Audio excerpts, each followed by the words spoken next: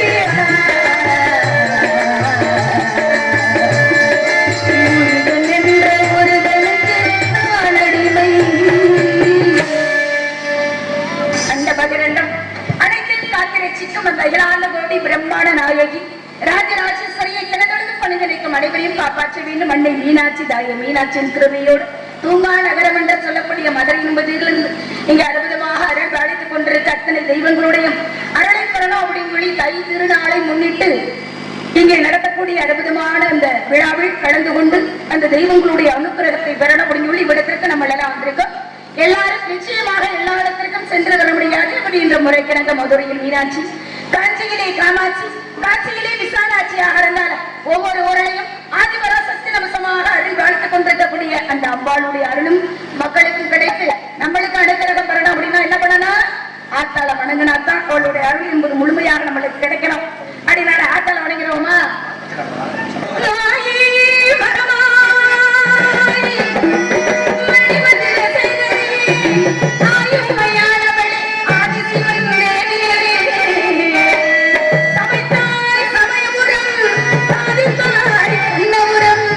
அந்த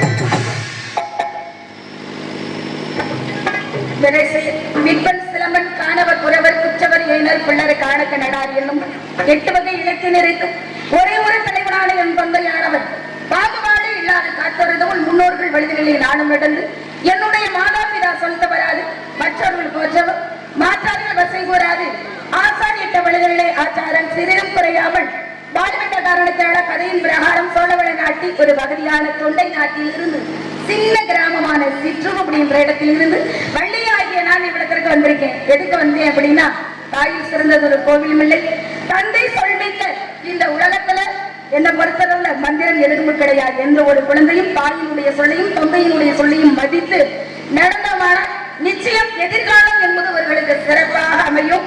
அப்படின்ற காரணத்தினால தந்தை வழி சொல் கேட்டு காவல் பணி செய்வதற்காக வந்திருக்கேன். காவல்ல எத்தனையோ விதங்கள் இருக்கு, காவல், காத்தல், பாதுகாவல் அப்படின்னு சொல்லக்கூடிய இத்தனை காவல்கள் இருந்துட்டாலும் இன்றைக்கு முறையான காவல் திரைக்கு விலை வராம பாதுகாக்கணும். தை பிறந்தால் வழி பிறக்கும் அப்படின்வாங்க. தை பிறந்துட்டாலே வழி பிறந்துடும். ஏன் தெரியுமா, நம்ம எல்லாம் ஒவ்வொருத்தர் தமிழ்நாட்டின் முதுகெலும்பு விவசாயம் தான். ஒவ்வொரு விவசாயியும் அன்றைக்கு வாழ்ந்த தமிழ் மக்கள் எல்லாம் ஆடி மாதம் 18ஆம் பெருக்கன்னைக்கு விதையிட்டோம்னா தை மாதம் அறுவடை முடித்து நெல்மணிகளை பெறுவதற்காக அந்த நெல்மணியெல்லாம் அறுவடை செஞ்சு வீட்டுக்கு கொண்டு வந்த முன்னாடி வீட்டுல கல்யாண வயசுல ஒரு ஆணோ பெண்ணோ எடுப்பாங்க. அப்ப அந்த காசை வச்சு நெல்லாம் தேவையான அளவு நம்ம சாப்பாட்டுக்கு தேவையான அளவு வச்சுட்டு மிச்சத்தை விற்பனை செய்து அதில் வரக்கூடிய பணத்தை வைத்து நம்ம குழந்தைய எப்படியாவது அரசு செய்யணும், கல்யாணத்தை முடிச்சிடணும் அப்படின்னு சொல்லி அந்த வழி என்பது பிறக்கும் அப்படின்வாங்கல்ல.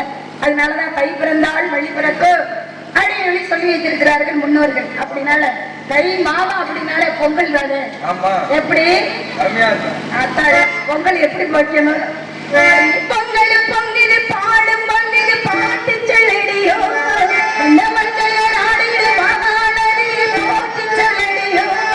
இந்த கண்ணீர் ஆடைகத்திடும் இவர் தண்ணீர் ஆடைகத்திடும்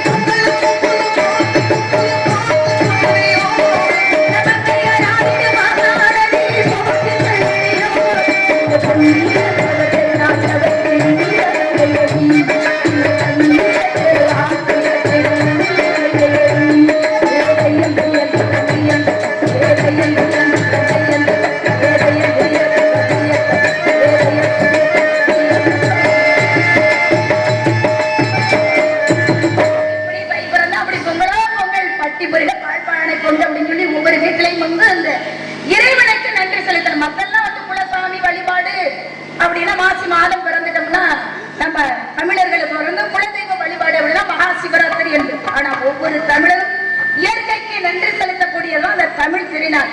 நம்மளுக்கு ஒளியை உண்டு பண்ணக்கூடிய சூரிய பகவானுக்கும் அதற்கு அடுத்தாப்புல உழைப்புக்கு தொழில் விவசாயத்துக்கு முக்கிய காரணம் என்ன? உழுதுண்டு வாழ்வாரே வாழ்வார் மற்றவரெல்லாம் அவர் பின் தொழுதுண்டு பின் செல்வார் அப்படின்வாங்க. அப்ப விவசாயத்தின் முக்கிய காரணம் என்ன? உழவு மாடு. இன்னைக்கு பாத்தீங்கன்னா அலங்காநல்லூர்ல இருந்து பாலமேடுல இருந்து அவனியாபுரத்துல இருந்து விடுங்க அலங்காநல்லூர் உலக புகழ்பெற்ற ஒரு ஜல்லிக்கட்டு இல்ல பள்ளிக்கட்டு மாடு மாட்டு பண்ணை ரேசு மாடுலாம் இருக்கு. ஆனா உழவு மாடு இருக்க உழவு மாட்டுக்கு நன்றி சொல்லக்கூடிய ஒவ்வொரு நாளும் தான் அந்த மாட்டு பொங்கல் திருவிழா அப்படின்றது. ஒரு இனமே என்பது தமிழருடைய பாரம்பரியம். அந்த பாரம்பரியம் இனத்தை வளர்க்கிறதுல தான் இருக்கு. ஒவ்வொரு இனமும் அழிந்து கொண்டிருக்கிறது. அதை அழிய விடாமல் பார்க்கக்கூடிய முக்கிய பங்கு ஒவ்வொரு தமிழனுக்கும் அதிலும் நம்ம கிராமத்தில் உள்ள மக்களுக்கு முக்கிய கடமையாக நம்ம கருதணும். ஒவ்வொரு ஊர்லயும் கொஞ்சமாவது இந்த உழவு மாடை பயன்படுத்தி உழவு தொழிலும் மேற்கொள்ளணும். இன்னைக்கு யாருக்கு உழவு தொழில் தெரியும் அப்படின்றது மாதிரி போயிருச்சு.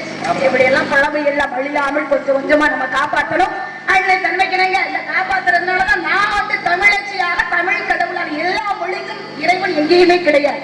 தமிழ் கடவுளான முருகன் கடவுளை வணங்கி அவருக்கே தொண்டு செய்யணும், அவளை அனுதினமே நினைத்துக் கொண்டு இவளுக்கு காவல் புரியணும் அப்படின்றதுக்காக வந்திருக்கேன். மனசுல நிறைய ஆசை இருக்கு. காவல் பணி வசந்தத்துல வைதீகியா காத்திருப்போம்.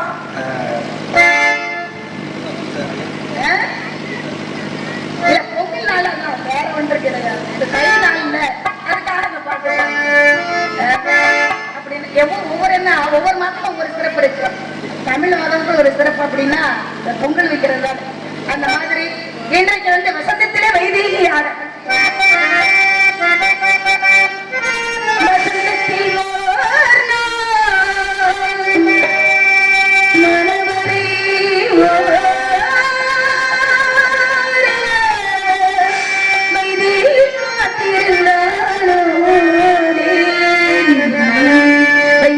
காத்திருந்தாள்